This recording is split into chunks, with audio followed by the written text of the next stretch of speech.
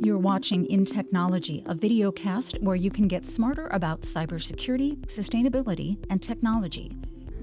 Hi, and welcome to today's podcast. I'm your host, Camille Morhart on InTechnology, and today we're going to talk with Joannie Fu. Joannie Fu is VP of Network and Edge Group at Intel Corporation, and we are going to talk about the intersection of humans and technology at the edge. Welcome, Joannie.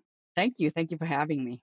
Joannie, I think I met you when I hopped in the cab that you had pulled over, or maybe it was probably like one of the rideshare vehicles, I guess, at the time, and just said, "Oh, you're with Intel too? Well, I'm going the same place you are. Can I hop in?" And it was at a Lesbians Who Tech conference, and you're like, "Sure, get in." And then I found out you were, kind of an important person, and I was talking to you about it, and you were just so friendly and genuine and nice, and I've liked you ever since, so I'm really happy to have you on the podcast. Likewise, I really enjoy your passion and your vision in regards to how diversity, technology, innovation all come together. I just remember that was a great experience for us. You were also just fairly recently recognized as among the top 50 on the Queer 50 list in Fast Company, so congrats on that. Super proud and super humble. I think we need more of our representation within the community out there. We're going to meander back and forth between technology topics and a sort of human interest story here and importance of diversity and inclusion. So I want to start off by asking you how you got involved in technology. Yeah, no, that's a great question. Actually, when I was thinking about the idea of intersectionality, humanity, of technology, and everything that comes together, it really started with my childhood. I've been fascinated by technology and humanity and solving complex problems since then.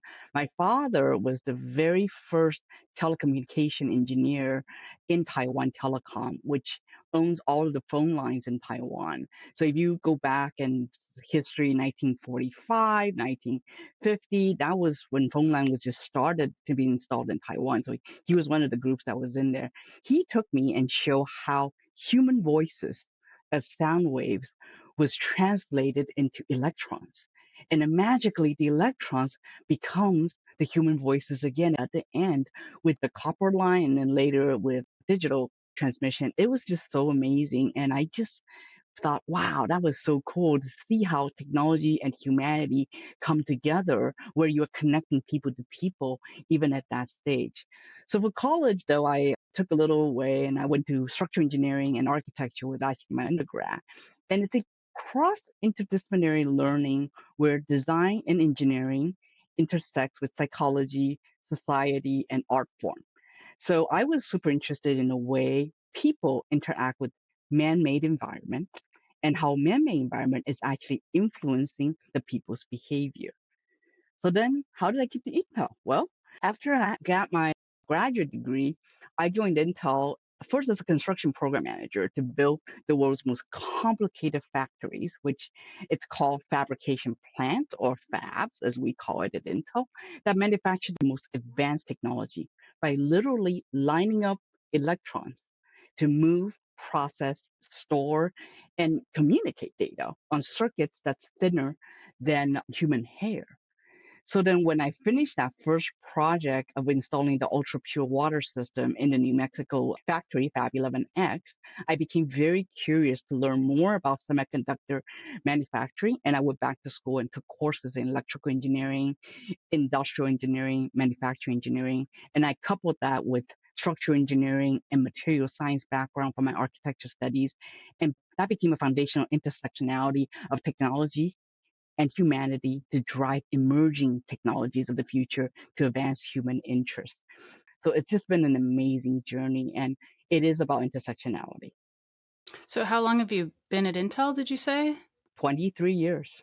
Now you're in charge of Network and Edge. Can you take a minute and just define what network and what edge are? That's a great question, Camille. There is no standard taxonomy or industry-wide definition about the edge. Depending on who you talk to be super honest, and their motivation and their perspective, the edge can be defined by products, business, whatever orientation or whatever segment or whatever motivation the speaker and the writer is looking for. If you talk to a sports person, they will tell you that the stadium is the edge. If you go talk to someone that's in the theme park industry or casinos, they will tell you that their casino is the edge. If you go and talk to a grocery store, they'll tell you that their actual cashier is the edge. So it depends on the person and depends on the industry. Without question, if I would to define this, I would say that the edge is a new old frontier of different infrastructure domains. It is predicted that by 2027, more than 70% of data will be generated outside of the core, all generated by edge, whether or not it's going to be a device, whether it's an endpoint, whether it's a camera, whether it's whatever the usage is used at. And it is also predicted that the overall total available market value of these items are going to be about 700 to 800 billion by 2027. To define edge, you need to look at it as in it is a data gathering, processing, storing, networking, and communication data that's generated between the core, that's the data center, and the endpoint. And that includes everything I just talked about, all those sensors I talked about. But sometimes you'll hear the word near edge or far edge. So near edge is looked upon as it is closer to the data center, such as cell phone towers and network gateway, whereas far edge is compute that's deployed in locations further from the data center, such as shopping mall, cars, and factory. Those examples I just gave, your smartphone is an edge device that we look at, and it is a far edge item in there. Then we further define and qualify when you talk about intelligent edge or an edge compute. It's the placement of the resources to actually process and analyze the data at the source or the point of service delivery that enables actionable insight. A great example of that is facial recognition. You're putting in sensors and processing power within that camera for the camera to recognize you or recognize whoever it is that's the camera coming through and actually come up with executable insights. So when you go to a shopping mall and you're trying to try on clothes virtually, that is actually a edge application and edge compute that you're seeing. So it is a very long answer to a very short question, Camille, but it is to sum up, the edge is everything outside of the data center core. Talk a little bit more about that when we have such distributed means of data collection, and talk about how we, whoever we is, are deciding where various pieces of data are processed rather than shipping them all, I suppose, into the data center. They're being processed in different places. How is that orchestration occurring, and is that changing over time? So right now there is no standard ecosystem and everyone is going after this market and trying to find that ecosystem and that standard in there. But you would see it in terms of industry. So as an example, autonomous driving, there's already a type of system development and standard and development kit and languages that actually goes in and define how autonomous driving could work by placing all the compute into the car and using LiDAR or very quick data transfers in order for the actual driver to be driving safely along with the AI that's within the item. So that is determined by the car industry. If you look at, let's say, and I was using the shopping mall example. Shopping mall example is another great example where we're seeing retailers coming together and say, can we build out, for example, a standardized palette of color, skin color, or eyes color, or avatar that enables our customer to actually be able to react quickly and check if they like the dress or shirts that they're trying on. And then the other great example is the fast food restaurant example where we're seeing using the edge, the McDonald's or Burger King, and you guys are seeing that right now, is you can go into a fast food restaurant and order very quickly. That's an edge, and it is being standardized. So what we're seeing is the segments are being standardized overall, but whoever is able to connect all of that and drive that one platform where it's seamless within the industry will win this game. What about how it's evolving alongside AI? Is that really changing? I mean, it seems like we have to have AI in every conversation. So I'm wondering, though, are various insights being generated closer to the edge that previously could only occur in a data center? Or how, or there's, of course, federated learning, which is, distributed sort of AI or machine learning, and it really hasn't even been around all that long. So, how are those kinds of use cases, changing things in AI? We're seeing smart classrooms being set up. Now, smart classroom may or may not be a new idea for people when we talk about it, but let me throw this out. A smart classroom that has a camera that actually tracks the eye movement of the student when the teacher's speaking, when the teacher's displaying PowerPoints or text or things that is actually teaching the students in the classroom, or whether it's a virtual classroom or an in-person classroom. The camera is actually capturing by eye movement and facial expression whether or not the student is engaged. Is the student learning? Is the student confused? Are they actually understanding of that? And give real-time feedback to the teacher whether or not the teacher needs to slow down, the teacher is not as effective, or the student is just absolutely not paying attention and it has a better classroom management item.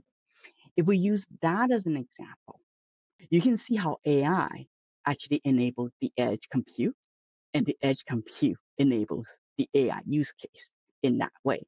And the end result goes back to the intersection of human and technology, why I'm so excited about this topic, is that you would actually have a better classroom and a better learning experience, and you're giving real-time feedback to the teacher to actually become better teachers. And that is so important, Camille, because as AI is coming together, you have to think about new skill sets and new ways that the human being have to interact with AI. But then let me tell you about the challenge. Challenges, security, ethics, trust. How do you know if the AI is actually being trustworthy? How is that data being used? How are those insights being used? Is it really equitable across the group? Would it, and I'll just use the diversity angle a little bit, what if it's a person who is non-binary? What if it's a person who has a darker skin color? Would the AI pick up on that and treat it differently?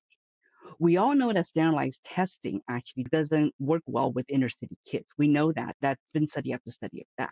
But if we look at smart classrooms and the example I just gave, how does that change the educational value and the educational insight that we're doing? And is it really going to help or create a greater chasm between the haves and have-nots? Yeah, for sure. Thinking of, if a parent does not want to partake in a camera evaluating like facial recognition or facial gesture recognition, gesture tracking, or, deriving insights from that, even if you're up leveling that or anonymizing it and sort of packaging it as the entire classroom as opposed to individuals within the classroom, what happens then if for the people who decide to bow out of that kind of technology? Are they falling behind, or do we have good recognition that some people may be interested in that and some people may be running out of the room when they hear about that? My daughter's school during the when COVID happened, it was really interesting as well. Is that the kids all had virtual classroom, right? And there's a camera, and the kids has background in it. Two of the kids was actually told to remove their background. And then they actually, the school then installed blur function so that all the kids have the same background in order for the kids to be in there. But I wonder about that. Why is it a difference between how a kid has something in the background versus not, right? So there is a lot of ramification when you think about using this technology, whether it's intelligent edge, whether it's AI in this new world. And it's one of the reasons why I am also super interested in AI ethics and responsible AI themes, right? How do we do this so it makes sense and then that it doesn't overpower the humanity in all of us? So, what are people arguing about other than you gave us a good kind of description of people are arguing over what is the edge to start with, and probably, like you said, a bunch of privacy and ethics considerations. Are people arguing over how to architect the edge? I'm going to pick a little joke, but it's almost like the Lion King. It's literally a circle of life. If you think about the edge as I just defined it, it's everything outside the cloud. Just as simple as that. It's everything outside the cloud, whether it's you're storing the data, you're processing, you're computing data, you're analyzing data, or you're moving the data. If it's all that, then you can actually think about the 1980s to the 1990s where the PC was the edge, right? PCs outside of the data center, and it's actually connecting different things like that. Whereas if you look at 2000, 2010, the smartphones and the machines, where you're seeing the explosion of the edge, where all connected device going from Facebook, going social media, all the way through the computer, all that. And you look at those numbers, it's actually scary. In 10 years, from 2001 to 2010, the US mobile users for the Smart Edge grew from 31 million to 856 million. 10 years. Okay. That is incredible number of that. So at that time, all the data goes to cloud, right? And so there is an easier way, if you think about it, there's a way to standardize, which we have, and there's a way to update, and there's a way to oversee everything because the ecosystem and the dev cloud and all that has been set for that. It took over 30 years. Now we're in 2020. In this decade, we're already seeing that whole shift in what needs to happen. So when you think about that, oversight may not be there anymore. And how do we as humans pull together? And that's where the challenge will be. We've seen a tremendous consolidation of information in the cloud, and there's only, a couple handfuls of sort of giant cloud entities that have so much of this data. But I'm kind of wonder as the edge becomes more and more powerful and networking more and more capable, that it's kind of like, I don't know which side of the coin to look at. On the one hand, possibly personal information could remain at the edge, kind of in a controlled or private environment where insights could be generated and then perhaps then shared with the cloud, as opposed to transmitting raw personal information. On the other hand, do I want whatever camera happens to be installed, on the side of whatever building to be able to process, my facial recognition? You have so many different vendors and so many different manufacturers putting out kind of edge equipment. Like, what's your take on that trade-off? This is happening right now, by the way, Camille. EU just passed an AI policy. China is looking at one. US government is looking at one. It is changing daily. I was speaking with our lawyer overall, and there are policies set in place to do that. So it is being watched by the government. And the question then is, how do you set these regulatory policies without killing the innovation? That's always that challenge, right? How do we do that as well? But my point of view is very, very simple in a way. I think that if we're thinking about the edge compute, we must not think about these data as permanent data. We must think of this data as in the presence of when my usage needs to happen. And it's a harder one. So as an example, if you've ever been to Disneyland or Disney World or Universal Studio, you have an app, right? App tells you where you are, what you can do a fast pass to go jump the line. You can make an appointment where the line is at. It tells you everything. It's on-prem. That is actually an edge application. It's on premise. But as soon as I walk out of that premise, all that data should be expected to be deleted. That would be the marriage of a perfect, I have the usage at the tip of my hand with this screen. And at the same time, I know that whatever I bought, whatever eyes I looked at, whatever camera, whatever image that is of me is going to be deleted so that I actually get my privacy back. Well, what if you return to said park multiple times a year? So are people arguing over that? When you cross over the line, now it's okay to sort of regenerate and remember what you liked, or is that kind of a consumer opt-in? The memory should be on your phone or the memory should be on your computer.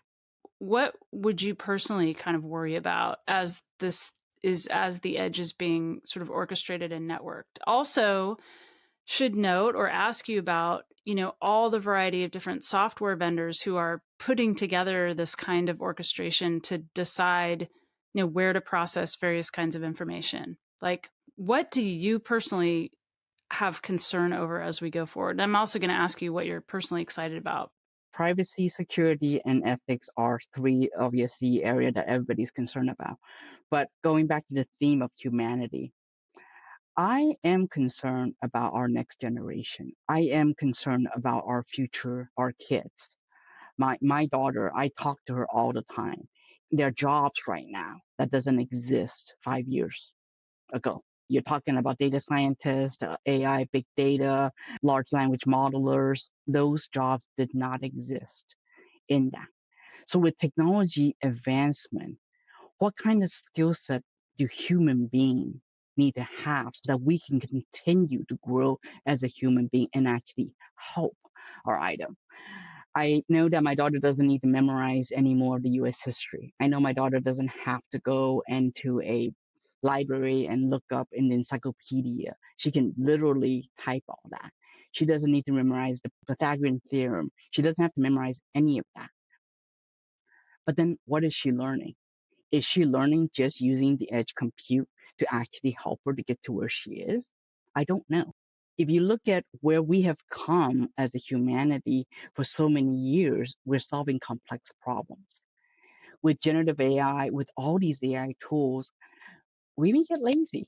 Then what's going to happen with humanity? And so I think the key is, how do we educate our next generation? How do we ensure that with all these advancements, that there's a way for them to do and actually to learn and actually have new skill sets? And now I have a question I just want to ask, because the better the edge gets at sort of customizing for its environment or for its human that it's helping, the more, I guess, fraught again with potential issues, because if you're researching something, but it's coming to you from a well orchestrated edge, you may be seeing just more and more and more of the kinds of answers that you've already been interested in, instead of tapping into like a broader data set that hasn't been customized to you. Yeah, that big bubble, and you're living in this bubble and you're not thinking, or the critical thinking skill set, which is what I always tell my daughter as well, is you need to question the data and the resultant summary and conclusion as just a first step in what you're learning. You don't know. You don't know. That can be an opinion. That could be an input. Everything you and I are talking about right now is not industry standard, Camille. Things are shifting as we know. And so to create that critical thinking skill set and the versatility to lead, because leadership doesn't come from edge AI. Leadership is still a human skill set. And at the very end of the day, I think decision making and quality database decision making with critical thinking is the skill set that human being must develop and must advance. I just want to say one very important thing to your audience as well is, when we think about intersectionality, when we think about edge, when we think about technology, it can apply to your personal career as well. If you heard my career that I talked about, where I leverage structural engineering, material science, industrial engineering, electrical engineering, and everything, the continuous learning is the key in this new era of edge compute and intelligent edge. That is a very important thing. Being able to learn and connect things together is better than any AI can do. And that's really a very important point about career development. So, and I cut you off because you were going to talk about what you were excited about. Oh yeah, no, I'm just excited about data democratization, right? If you think about it, with edge compute, the data and the executable insight can happen with everybody, right? And if the knowledge and the information and the insight and foresight represents power in the human society. In the past, when it's cloud or internet, whatever it is, back in the 80s and the 90s, where it's only accessible to a few and to the rich as well, people that have the dollars to pay for a $4,000 phone and able to pay the high-speed internet. Now it's everywhere. So that knowledge and that insight, where it's everywhere, it distributes to all of humanity, and that will make the society better and truly improve human lives. So that I'm excited about. Well, Joannie Fu, VP in Intel's Network and Edge Group, really interesting conversation. You're so thoughtful about humanity and technology and what it means for the two to come together. So thank you very much for your time. Never miss an episode of InTechnology by following us here on YouTube or wherever you get your audio podcasts. The views and opinions expressed are those of the guests and author and do not necessarily reflect the official policy or position of Intel Corporation.